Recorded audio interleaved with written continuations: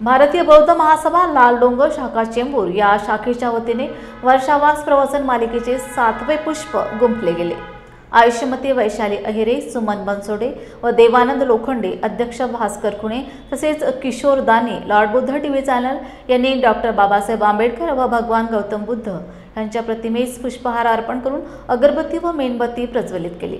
बुद्धवंदना घेऊन प्रवचनास सुरुवात झाली।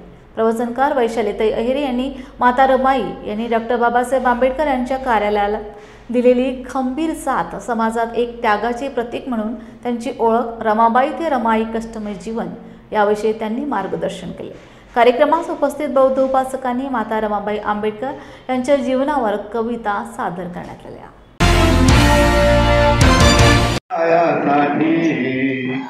करी कष्ट काम गाळूनिया घाम, करी कष्ट काम गाळूनिया घाम, हसऱ्या मुखाने सदा रात होती आणि त्या दिव्याची रमा वात होती आणि त्या दिव्याची रमा वात होती। पुरेसे नव्हते वस्त्र, पुरेसे नव्हते अन्न, तरीही नाही झाली मनाने दुःखी खिन्न। पुरेसे नव्हते वस्त्र, पुरेसे नव्हते अन्न, तरीही नाही झाली मनाने दुःखी खिन्न।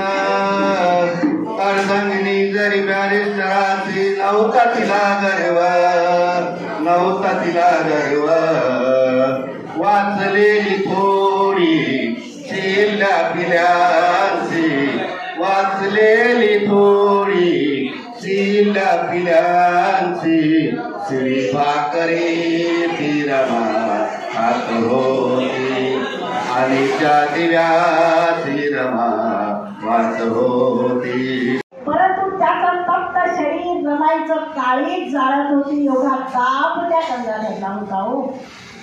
तिच्या फाटक्या साडीतून त्या मुलाचा देह तिच्या शरीराला लागत होता। त्या आईने आपल्या हृदयाशी त्या मुलाला कवटाळलं आणि दवाखान्यात त्याला घेऊन जात असताना त्याचे चटके तिला बसत होते, पण ते चटके तिने साता समुद्रापलीकडे असणाऱ्या आपल्या पतीला कधीच बसून दिले नाही। किती दुःख माझ्या रमाईने घेतलेलं आहे। दवाखान्यात त्या बाळाला नेल्यानंतर डॉक्टर म्हणतात, आई याला आता औषध गोळ्यांचा काही उपयोग होणार नाही, कारण याचा ताप हा फार महाभयंकर ताप आहे, याला मेडिसिनने औषधं देऊन सुद्धा याचा ताप उतरणार नाही। आणि रमाई घरी येता येता त्या बाळाने रस्त्यामध्ये जीव सोडलेला आहे। रमाई घरी येते, बाळाला अंगी खाली ठेवते, काय करावं तिला सुचत नाही। तिच्या डोळ्यामधून अश्रू नाही, का अश्रू नाही, का तिचं साठवण करायला तिचे पती तिच्या जवळ नव्हते। तिच्या डोक्यावर हात कोण ठेवणार आहे, नको रडू म्हणून कोण सांगणार आहे रमाला, कोणीच नाही हो। आणि अशामध्ये तिचे अश्रू सुकून गेलेले आजूबाजूच्या बाया येतात, त्या मुलाला बघून एक एक रडतंय आणि रमाला सांगतात, रमा स्वतःला सावर, तुझ्या पतीला सांग बाई तुझं एक मूलपण गेलेलं आहे। पण रमाने बाबासाहेबांना कधी सांगितलं नाही मूल वारलंय असं। आणि अशा प्रकारे त्या मुलाचा अंत्यविधी करायचा असतो। रमाईला लोक म्हणतात, आई मुलाचा अंत्यविधी करायचा आहे। सगळ्यांना माहिती यांची परिस्थिती गरीब आहे, सगळ्या लोकांनी वर्गणी काढली आणि वर्गणीतून रमाईकडे ते पैसे दिले। त्या स्वाभिमानी बाईने ते पैसे घेतले नाही। माझ्या रमाईने सांगितलं, तुम्हाला कोणी सांगितलं माझ्याकडे पैसे नाहीये, माझ्या बाळाची अंत्यविधी होणार आहे। रमाई इकडे तिकडे शोधू लागली, एका रशीवरती दोरीवरती तिचीच पाटकी साडी होती, त्या पाटक्या साडीमध्ये त्या बाळाला गुंडाळलेला आहे आणि अंत्यविधीसाठी त्या बाळाला दिलेला आहे। काय म्हटलं असाल तिचा जीव त्या बाळासाठी हो।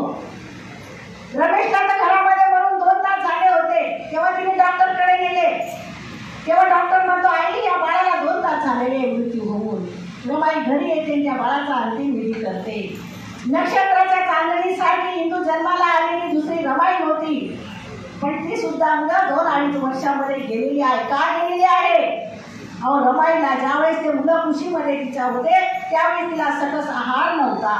मग ते मुलं सकस कशी जन्माला येतील सांगा तुम्हाला? आणि तांचं सुद्धा बरोबर असलं तर काय काजू बदाम दूध हातात देतो हो। माझ्या रमाईला काहीच मिळालं नाही, काहीच मिळालं नाही। एवढं असताना सुद्धा माझ्या रमाईने बाबासाहेबांनी शील पालन केलेलं आहे. माझ्या रमाईने शिलाचं पालन केलेलं आहे. एका ठिकाणी बघा सगळे मुलं वाढल्यानंतर घरामध्ये खायची मारामारी झाली. लक्ष्मी काय म्हणते, आपण एका वखारीत कामाला जाऊ. आपली मुलं सकाळी पण उपाशी होती, रात्री उपाशी राहतील. रमा चलला. रमा तिच्या बरोबर वखारीमध्ये गेली आणि त्या वखारीमध्ये गेली. जात असतानाच मुखर्दमची वाईट नजर तिने शोधली. पण तिला वाटतं दिवसभर काम करू, 5 वाजेला जे पैसे मिळतील काहीतरी घरी नेऊ आणि मुलांना जेवण घालू. परंतु मुखारदमनी पैसे ज्यावेळेस रमाई लाईनमध्ये उभी राहिली पैसे घ्यायला, ते मुखारदमनी सांगितलं की तुम्हाला थांबायला लागेल, मी तुम्हाला ओरटायला देतो म्हणून. रमाईने त्याची चाल ओळखली. रमाईने पैसे नाही घेतले. लक्ष्मीचा हात धरला, परत आपल्या घरी आली, चुलीजवळ बसली. घामाने ढपढपली होती माझी रमाई.